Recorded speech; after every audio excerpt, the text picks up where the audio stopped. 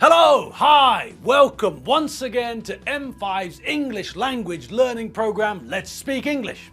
I'm Gav Duncan and I'm here on your TV to help you learn English. Now, are you sitting comfortably? Yes, good. And are you ready for today's lesson? Yes, good. Okay, well, let's learn English together. And welcome back, people. Welcome once more into the studio. Welcome to where the magic happens. Yes, we're here, and we're all ready for you to sit down, get comfy, get settled, and get on with today's revision session. Friday has arrived and is growing in strength, second by second, minute by minute, hour by hour. And come the hour, come the fun.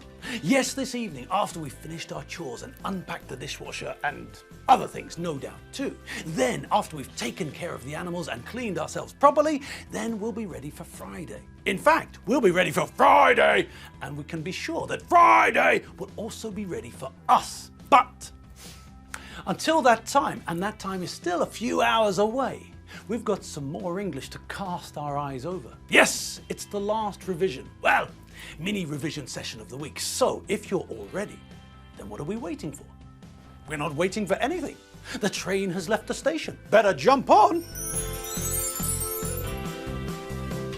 And welcome, yes, welcome to the last day of the week. Lesson 510, the latest lesson in our English course and the last lesson of the week, too. If that's not enough, it's the end of August, isn't it? Yes, and that means that today is not only the last day of the week, but also the last day of the month. What about that, huh? Pretty something. I'm not sure which adjective fits the sentence best. Pretty impressive? Pretty final? Pretty impressive? Again, pretty strange? I'm not sure which one I like best. Okay, let's just agree that all of these things, the fact that it's Friday, the last day of the week, the standard working week, of course, but then you all knew that, didn't you? Of course you did. Okay, so there's the fact that this is the last day of the week, and then we can add to that the fact that it's the last day of the month, the last day of the month of August 2018. Then we can add something else to the mix, can't we? Yes! Open up the blender and let's put something else in. It's the last lesson of the week. It's lesson 510, the latest lesson in our English course. And it's happening now, on the last day of the week, on the last day of the month, the last day of August. Okay, that's all pretty impressive, and I'm sure that it means that the constellations of stars above us are feeling very positive. Positive about their lives, positive about their biorhythms, and of course, positive about us. So, whatever adjective we, or rather you, decide to use, make sure it's a good one. Last day of the week, last lesson of the week, last day of the month, blimey! All right then, let's make a start. All right, now what else was there? What other vocabulary did we hear when I was conversing, when I was having a conversation with Enid? Well, there was one phrase which I didn't think we'd seen before, the phrase to get blood from a stone. Now this one's pretty simple, isn't it? Are stones alive? Are they living creatures? No. So what does that mean? Well, it means a few things really, doesn't it? For one thing, it means that stones don't go to school. They don't have brains, so it'd be a complete waste of time. They don't speak foreign languages. That's another one. Of course they don't speak any language. Oh, they haven't got mouths or tongues to change the flow of air coming from their throats. And come to think of it, they don't have throats, or lungs for that matter. Rocks don't have a pulmonary system, and they haven't got hearts either. And that means, what? Yes, that means that we can't get blood from them, can we? They don't have blood. They don't have veins or arteries or hearts. So, when someone says that something is like getting blood from a stone, what do you think they mean? Well, they mean that it's very difficult.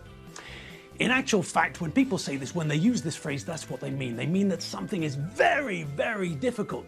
But if we actually think about it, getting blood from a stone is like getting an autograph from my maternal grandfather. It's not just very, very difficult, it's impossible. Stones, as far as I'm aware, don't have circulatory systems or hearts, and they don't have blood.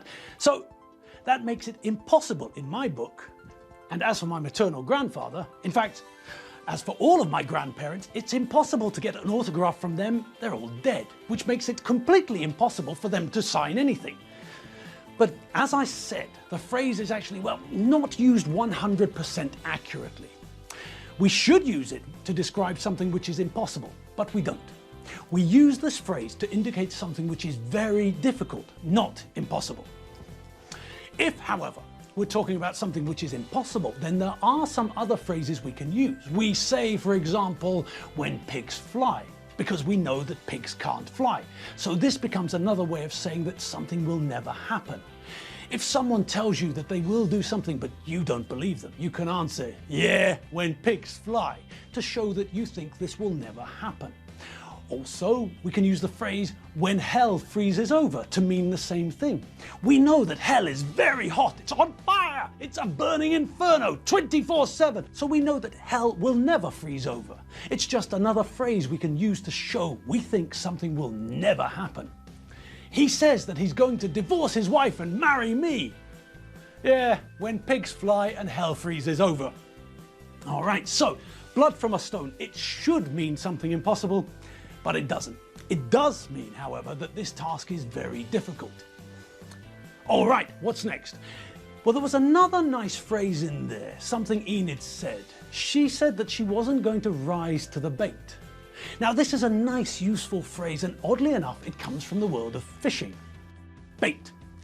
That's where we want to start. Bait is something you use when you're hunting to attract an animal. If, for example, you want to catch a giraffe and you read on the internet that fabulous store of possibly correct information that giraffes love pizza, then when you set a trap for the giraffe, you use pizza as your bait. This is the food that you're going to use to help you catch a giraffe. You put a slice of pizza in the trap and wait, and the giraffe smells the pizza. And because the giraffe loves pizza, it comes to eat it and falls into your trap. Okay, so if you're hunting a giraffe, you use pizza as bait. But if you're fishing, then you have to use something else. Everyone knows that fish can't stand the taste of pizza. I think it's the tomato sauce. I read on the internet that fish don't like tomato sauce. Anyway, if you go fishing, if you want to catch a fish, you need bait. You need some sort of food that fish like to attract them to your hook or net. You need some bait to tempt them, to lure them to the hook at the end of your fishing line. So, you might be using live bait, a worm for example, or you might go to a fishing shop and buy some bait, some sort of food that fish like. Anyway, you bait your hook, you put a bit of food or you impale the worm on the hook which is at the end of your fishing line, and then you cast your line. You flick your fishing rod so that the weight at the end of the hook is cast out far into the river or lake or sea or ocean or paddling pool or whatever you're fishing in. Now when the fish smells the bait, they move in that direction, and normally the fish are at the bottom of the water, so they rise to the bait. They rise, they come up to the bait. If you're lucky, the fish rise to the bait, try to eat the bait on the hook, get the hook stuck in their mouth, start to panic and dance about and things, shouting help and things like that. And that's when you see the little rubber ring dancing about, the signal that you've got a bite. Now all you have to do is reel the fish in. Well, and then take it home and gut it, clean it and remove the scales and then cook it and eat. Honestly, it might be easier to order a takeaway pizza and give the fish to the cat. Just a suggestion. Okay, now back to where we were. Enid said that she wasn't going to rise to the bait. So, what do you think she meant when she said that? Yes, she was saying that she had recognized the bait. It's a trap. You're trying to trap me. And because she recognized that this was a trap, she wasn't going to rise to the bait. She wasn't going to take the bait. She wasn't going to try and eat the bait because she knows it's a trap. When someone says they're not going to rise to the bait, or when someone tells you not to rise to the bait, what we're talking about is provocation. Someone is trying to trap you into reacting. Someone is trying to provoke you into a reaction. Say I'm a photographer, for example. That's my job, and I work for a tabloid newspaper.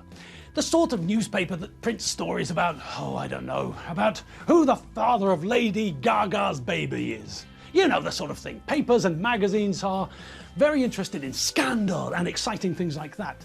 It's not important if the story's true or not. This has nothing to do with truth. This is about more important things. Money. Okay, so that's the scenario. I'm a photographer who works for a newspaper which loves scandal, sensation, gossip, things like that. So, I'm a member of a paparazzi, a photographer who tries to get scandalous photos of celebrities and people like that. Now, if my boss tells me to get a picture of George Clooney, then okay, I can do that. But what if my boss wants a photo of George Clooney when he's angry? How about that? Well, again, that's simple. All I have to do is go up to George and say nasty things about him, his wife, his mum and dad, his last film. I can call him fatty and tease him about how much weight he's put on. I can say that he looks really old. It must be all that instant coffee that he drinks. I can call him lots of names, rude names. Names which are too rude to say on the telly. Names like, I don't know, names like this.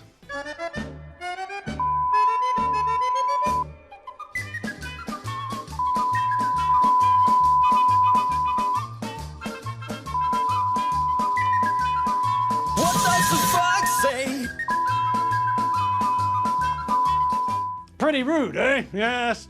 I'm glad you're all sitting down. Has anyone fainted? No? Whew. Thank God for that. Okay, now, what do I want? I want George to react, don't I? Yes, I want him to be offended by what I say to him. This is all part of my plan, my master plan. Insult George.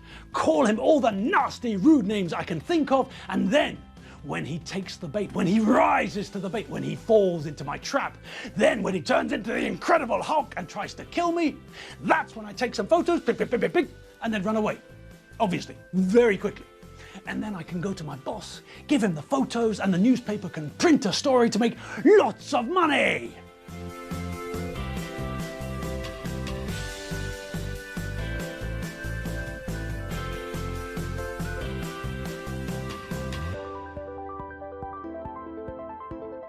But if George is clever, or if his wife is clever, and she's a lawyer, he's only an actor, so, well, she's probably got more brains than he has. So if his wife is there, she'll tell him, no, George, don't be silly. That's a member of a paparazzi. He's trying to get you to react. He wants you to react. He wants you to fall into his trap. Stay calm. Think of green fields of grass and other nice things. Think about sheep and goats and ignore him. Whatever you do, don't rise to the bait. So that's all that it means. Fish get caught, fish get trapped, fish get caught, killed, gutted and eaten. But if you're clever, if you're not stupid like a daft fish, you can remain calm in the face of provocation and not rise to the bait. That way you win. And so we slowly come to the end of lesson 525, the 5th lesson of the week, the last lesson in this mini revision session. Yes, the week's worth of lessons has finished, and now all that's left is for me to wish you a great Friday night and a wonderful weekend. Yes, people, it's that time again. So finish your coffee or tea or whatever it was that you were drinking, then when you've done that, finish your chores. And in fact, now that I think about it, perhaps it would make more sense to swap our normal after-lesson tasks. Think about it. When do we listen to music? Yes, that's right. When we're doing our chores, not when we're sorting out the llama and the owl. And we all know that the right music will get us into the right mood for Friday. So change the routine, people. Swap the tasks about. Start with the animals, then hit the play button when you're doing your chores. And then, with the music still playing, hit the shower, get in, get wet, get shampoo onto your hair, then rinse the shampoo out of your hair and put some conditioner onto your hair. Then, as you're waiting for the conditioner to untangle and condition your lovely locks, get lathered up and scrub your body from head to toe. Then, when that's all done, get out, dry yourself off and blast your armpits with some antiperspirant. Make sure that if someone smells like a homeless dinosaur's armpits tonight, it's not you. I'll see you all on Monday. Have a great night. Remember not to smell, and have a wonderful weekend too. See you on Monday. See you later. www.mediaclick.hu. Bye.